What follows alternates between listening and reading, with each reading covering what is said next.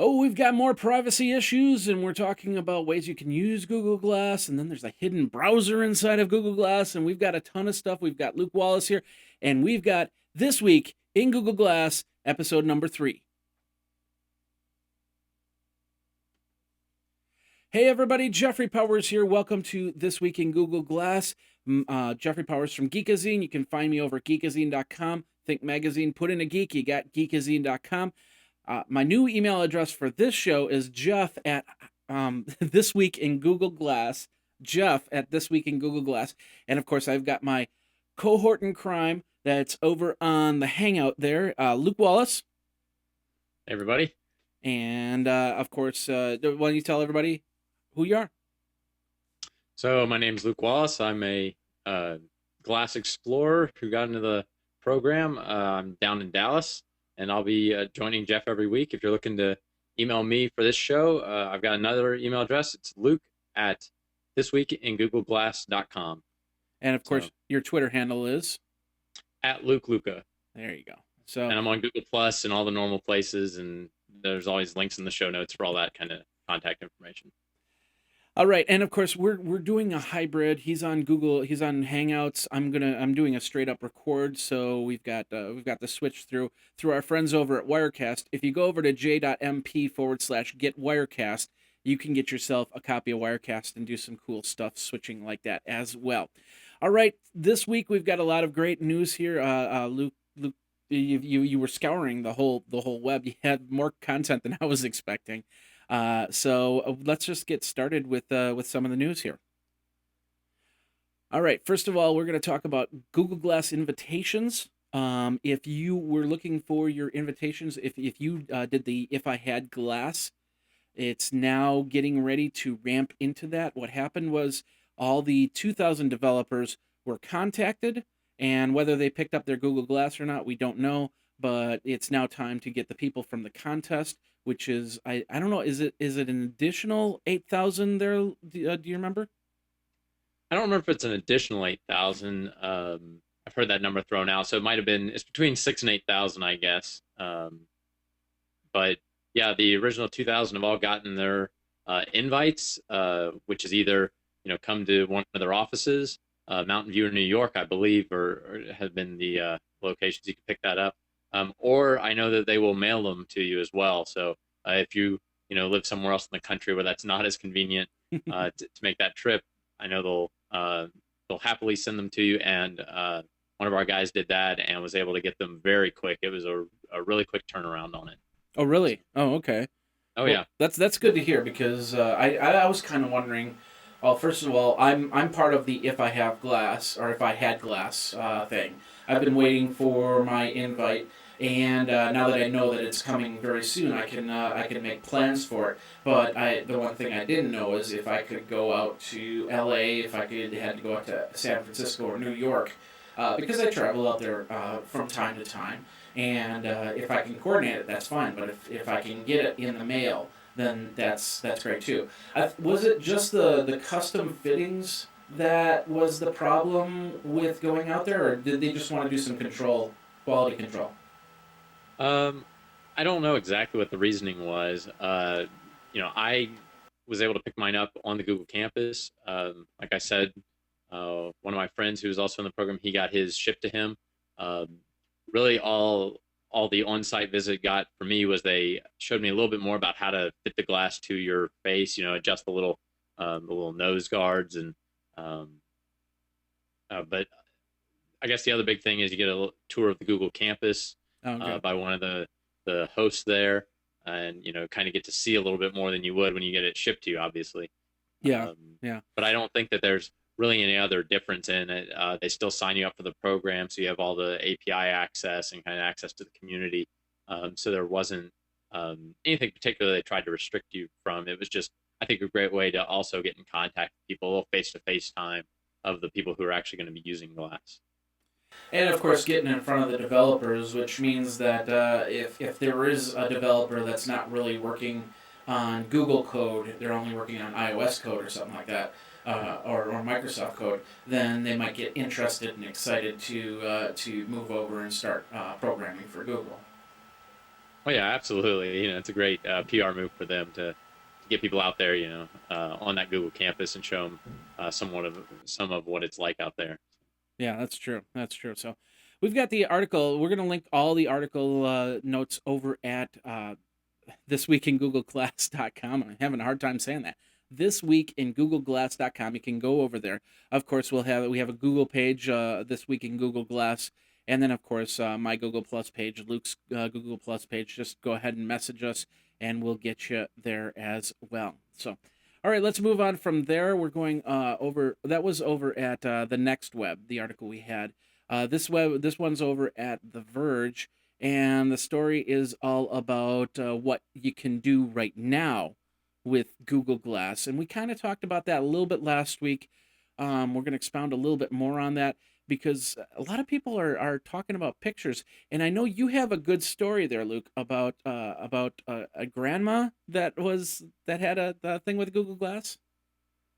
Yeah, yeah. So last week I was out speaking at a little event, not on glass in particular, just talking about my day job, and it was a rural part of Texas, so I wasn't really expecting a lot of people to know what Google Glass was. I wasn't expecting the reaction to be positive if they did. I was expecting, you know, probably one of those stereotypical things of people out in out in the middle of nowhere, like afraid of technology and all that kind of stuff. But that obviously isn't the case. I was really excited to run into a lot of people who not only knew what it was, but were very excited to see it in person. Like a lot of people, they haven't, seen it in person yet. They've only seen it on the internet. And one of the funniest stories was, this little old lady came up to me, who was there also speaking or running the event, and she basically said, "Oh yes, those are Google Glass. Those are so interesting." And I said, "Oh, here, you want to try them?" And she said, "Oh, that'd be awesome." And she, put them on. I kind of, did my little demo where I walked through and I show her some pictures and a video and some of the Google Now cards and stuff. And she just thought that that was absolutely amazing. And she was just telling me about different ideas she had for maybe people, more her age that have kind of limited mobility and Oh, something where they can just talk to it yeah. and give it commands of like, oh, call my daughter, and that kind of thing, where they won't even have to know how to you know turn their phone on and find them in the contact list. They can basically just use these voice commands. um, and so when we were leaving the event, she caught me and said, "Oh, that's so exciting! And my kids and my grandkids are going to be so jealous because I'm the first one in the family to actually try Google Glass." And and I just thought that was really funny that there's this little old lady that is the last person you would probably think to be the tech enthusiast behind Glass, but she was really excited and just was just going to be happy to gloat about her ability to get her hands on Glass before anyone else. Uh, which goes for a lot of people. There's a lot of people that I've met that are kind of in that same boat, but Yeah, yeah. that demographic was a little bit of a surprise to me.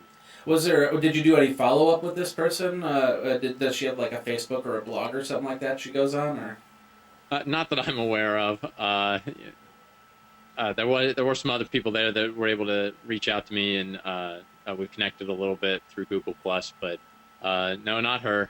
So I don't know her name off the top of my head anymore, and we just met for a minute, but Just connected, still, yeah.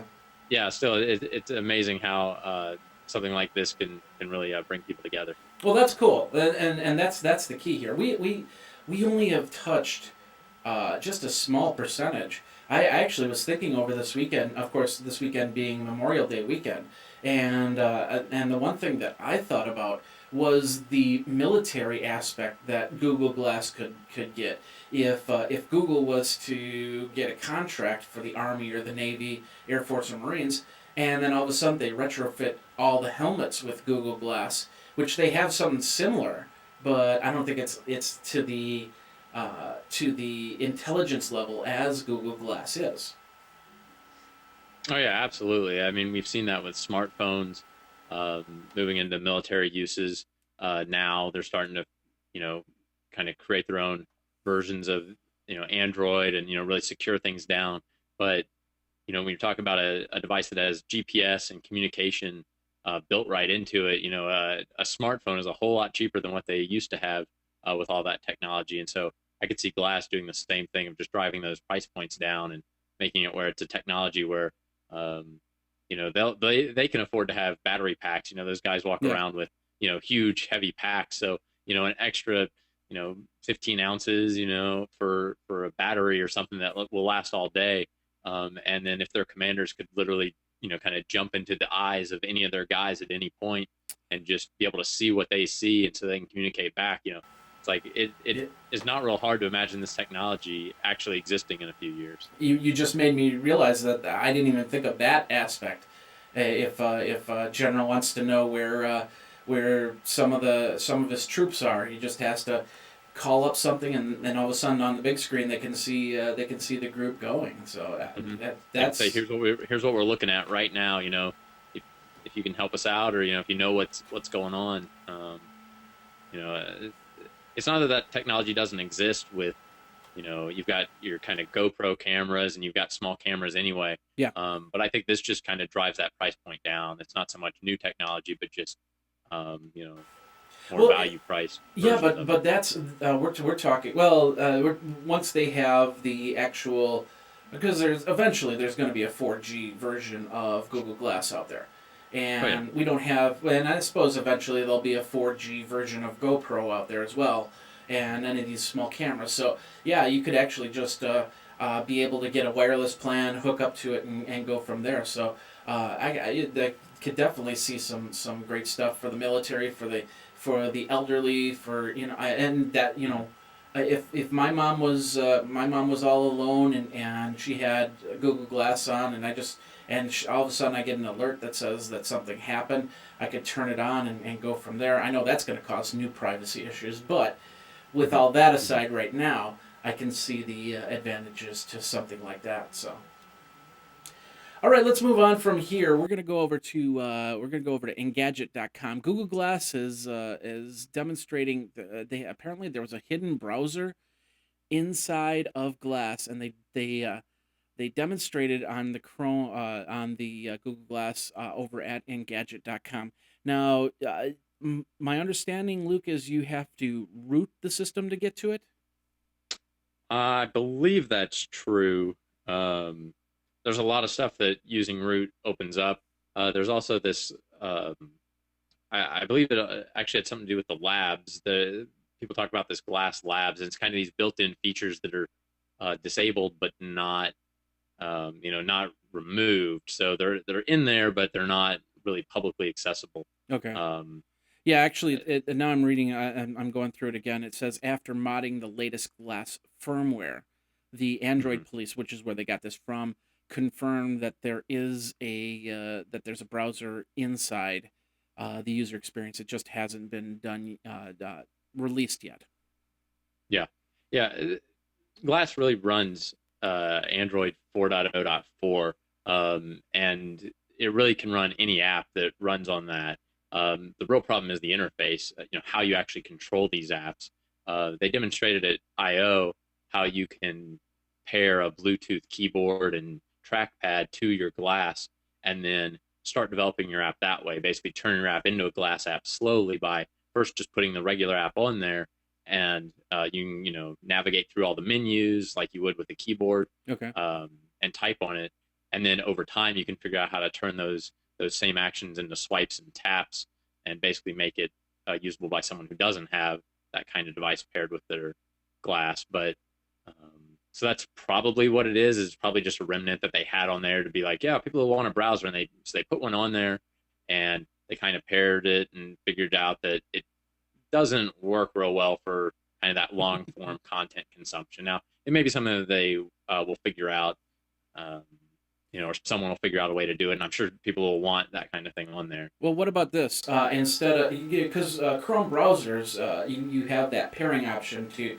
I could put all my Chrome browser on computer A, and then load up all the tabs and all my preferences, and then go over to computer B, log in, and then all those preferences show up. Well, what would happen is if I went to the browser and I went to a special page that was specifically for a Google Glass app, and I change all my settings, fix all my settings for that, and then go to Glass and then log in with Glass.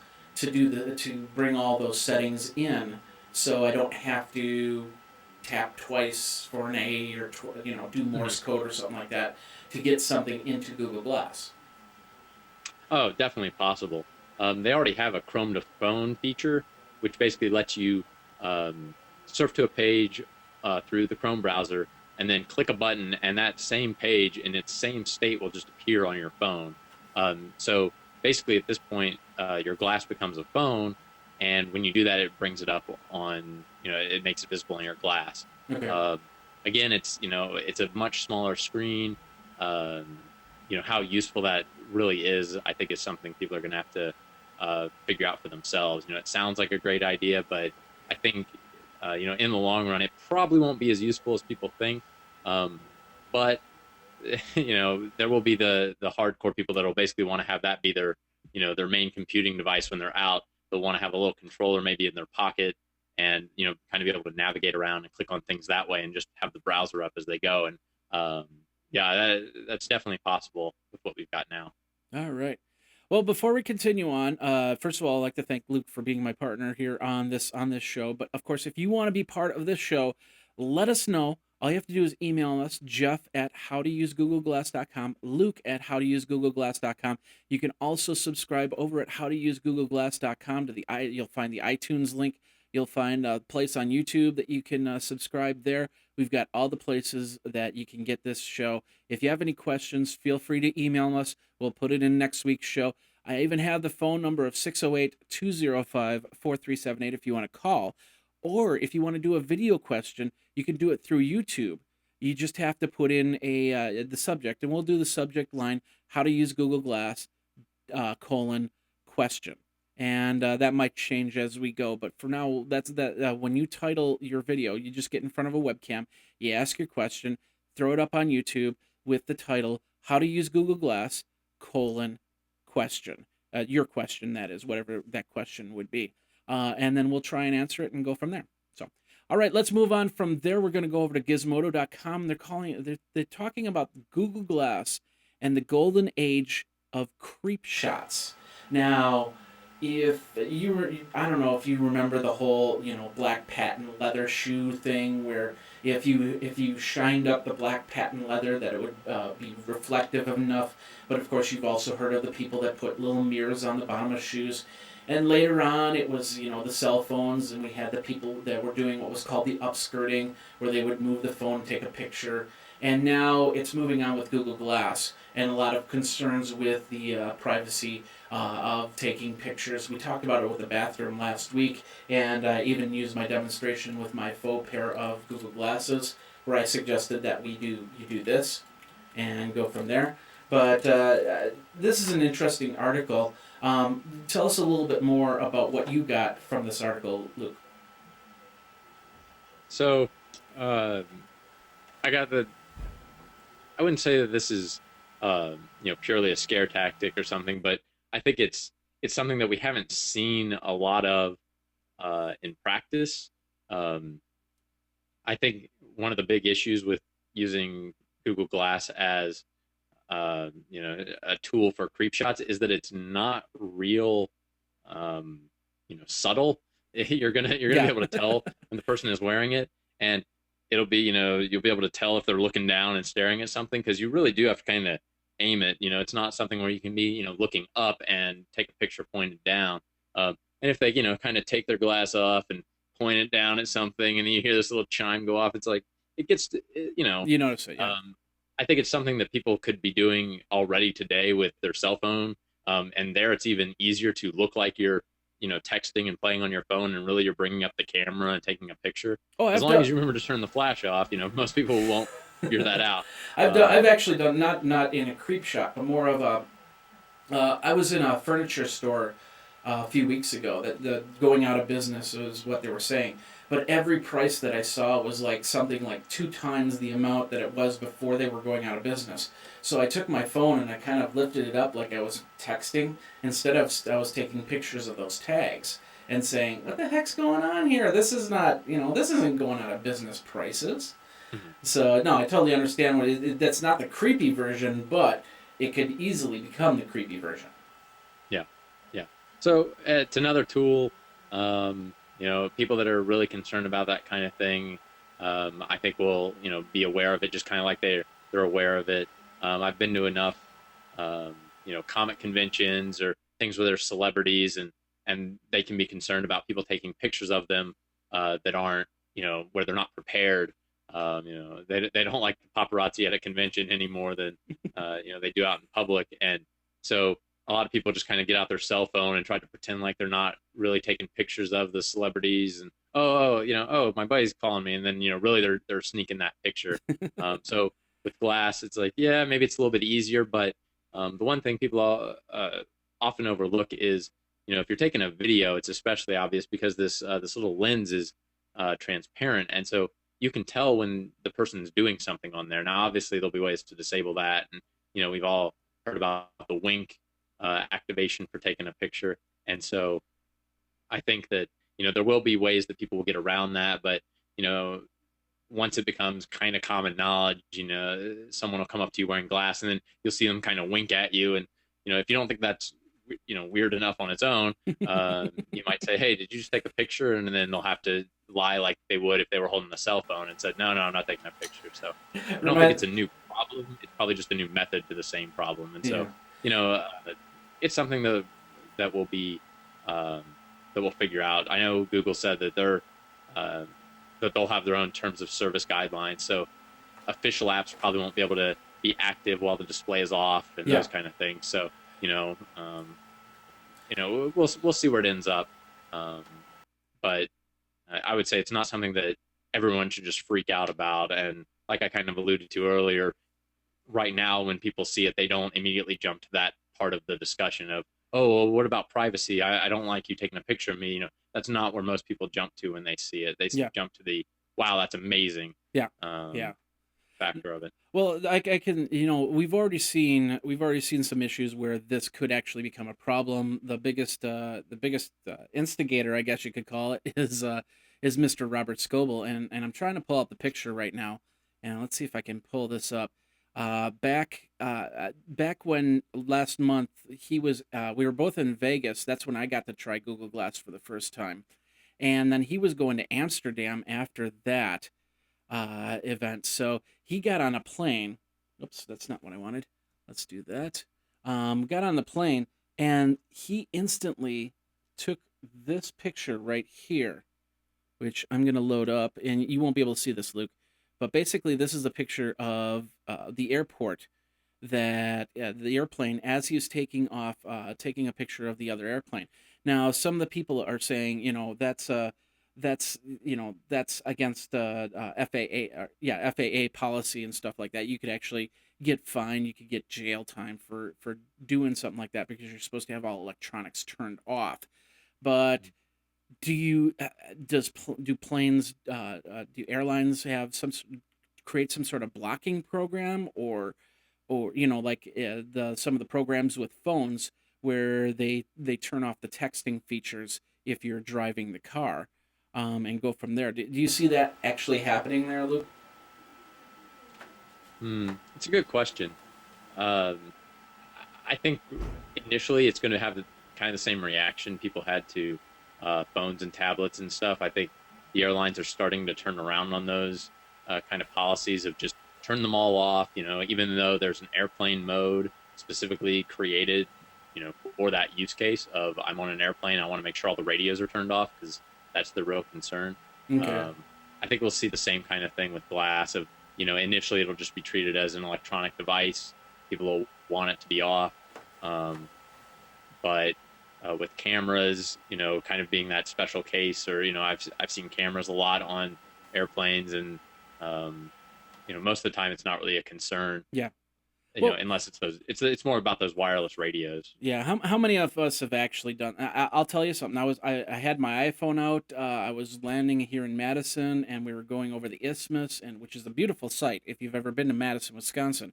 And I wanted to try using the panorama video option. So I turned on the iPhone. I turned on the panorama, and then I just kind of set it right on the glass and let the plane do the work. And it's got a really interesting look. If you look in my photos on my Google Plus page, you'll actually see the pictures. and it just looks like very choppy. But technically, it was right in that cusp, and then they hit the bell and they said, turn off your electronic devices. But I wanted to get the rest of the picture, so I kept it up just a little bit longer, and then as quick as I could turn it off. So. But I have a feeling there's a lot of people that have stories like that, and then when Google Glass, it's just gonna get even different, when even more difficult to try and police, and hopefully the FAA will start to rule the fact of not having to turn off devices for the electromagnetic field. So. All right, we're getting close to the end. We're running a little bit over, so we're going to do one more article, and then we're going to go on. We're going to let you on your way, and that is over at zdnet.com. There is a group called MeKandi, MIKNDI, and they are getting ready. And it's really funny because last week I said I'm waiting for the first Google Glass porn app or porn to come out. Porn video, and somebody said, "Oh, it's probably already been done." Well, this MeKandi is going to try and do it and make the first Google Glass porn. And I don't know if I think they were making porn apps as opposed to porn movies. Do you remember if that's right? Yeah, I think what they were describing was an app that you would actually load up on Google Glass so that you could, consume the content, not necessarily create the content. Oh, okay. That was the impression I got. It sounded like they've already been working on creating content for their members or for their users with Google Glass, and this was just kind of the next step of being able to watch it on Google Glass as well. So what would you do? You'd be walking down the street and you go, "Okay, Glass, watch me some porn." Is that? Yeah, I think that'd be the subtle way to do it. Do you have a special code word for it? It's like, "Okay, Google Glass, let's watch The Family." Yeah. Or sign. Yeah. Yeah, I don't really know. Again, going back to something that I've said before, especially if you were watching a video, you'd be able to see that through the little glass piece there. It's something that was kind of made fun of on that Saturday Night Live skit a few weeks ago, where it kind of cut to these sounds that the guy tried to cover up, and ironically, that's not the part that you would have to cover up because the sound is fairly private, but everyone would be able to see that video, unless you'd modded your glass to kind of cover up the front of it. Yeah. Fred, I'm not really sure. Fred, it's not the best video display, so I'm not really sure if that's really the way people would want to do it. That's true. That's true. Like, I suppose it is even a little more private than your cell phone, so it has that advantage to it, I guess. So for people that don't know, Fred Armisen was on the season finale of Saturday Night Live, and he was on late on the news section, and they had a fake pair of Google Glass, kind of like this pair of Google Glass right here, and he was trying to show it off and go, "Okay, okay, Glass, okay, okay," and he starts doing all these jerky motions and moving things around, and of course grabbing onto the sensor and stuff like that. And it was, I wasn't too, I understood the impact on that, but to me it wasn't that funny. It's just, but then again, that type of humor is not my favorite type of humor. It is funny to see some people really try to jump into using glass, hardcore. Their first 5 minutes, it can be a little bit like that, where they're kind of, they're not really sure what's voice controlled and what's not, and so they're just kind of yelling at it to do things, and they're shaking their head because you tell them, "Oh, you can tilt it," and so they'll tilt it, and they'll just keep tilting as if that's going to do it. So it's like it does kind of recreate the first few minutes of using glass. Yeah. I remember Robert going, "No, you do that," and I'm the guy that's usually going, "No, you got to do this. You got to left click to right click," and I'm trying to do all this, and Robert's going, no, you do it this way. Okay, Glass. Okay, take picture. It's like, wow, this is too confusing, and I follow this stuff. I get into this stuff. Mm-hmm. Yeah, but what I've also noticed is after just a few minutes of using it, people slow down and they become a little more deliberate in it, and it clicks pretty quickly compared to a lot of different technologies where you end up kind of struggling with it for a long time. A lot of people, it takes a while for them to really learn how to use a smartphone. Okay. even an iPhone, they can kind of get lost in it, and they definitely don't understand, what all it can do very quickly. I think glass, at least right now, is still simple enough. People are grasping it pretty quickly. Would somebody with ADHD or anything like that have a hard time using Google Glass, or would they adapt to it a lot better? I don't know. That's probably a good question. I haven't come across anybody that I know for sure is that. I mean, I'm kind of that way myself, but Yeah. I it is kind of interesting to have something right there in your view. I think it can hold your attention a lot better than people might think. So, Yeah, that's um, true. That is true. So, well, if there's anybody out there that that has ADHD and does have a pair of Google Glass, you can feel free to email me, Jeff at thisweekingoogleglass.com. I'll get it eventually. Jeff at thisweekingoogleglass.com, or you can Twitter me over at Geekazine, and we'll have you on the show and see what your experience is like, and go from there. Speaking of which, we're out of time here. We're grossly over. So I'd like to thank my co-host Luke Wallace. Tell everybody where you can be gotten at. you can get you some of me at Luke Luca or on Google Plus. Just search for Luke Wallace and look for the dorkiest guy there, and that'll probably be me. Second Or dorkiest. I'm first. no, but under my name. Oh So you yeah, can just, that's a good point. Okay. that narrows it down. So then it's at least, they can figure out which of the two dorks they're looking at. Or you can always reach me at the email address for this podcast, which is Luke at thisweekingoogleglass.com. There you go. All right. Well, thanks a lot, Luke, for coming on for another week. We'll see you. We'll be back on Monday with another episode of This Week in Google Glass. We've got some more news stories. More information, feel free to stop by. Feel free to say hi. Go over to thisweekingoogleglass.com to find out a little bit more, and of course, contact us and go from there. My name is Jeffrey Powers, my co-host Luke Wallace to the right of me right now, and you guys have a great one. Geek out, and we'll see you next time on This Week in Google Glass.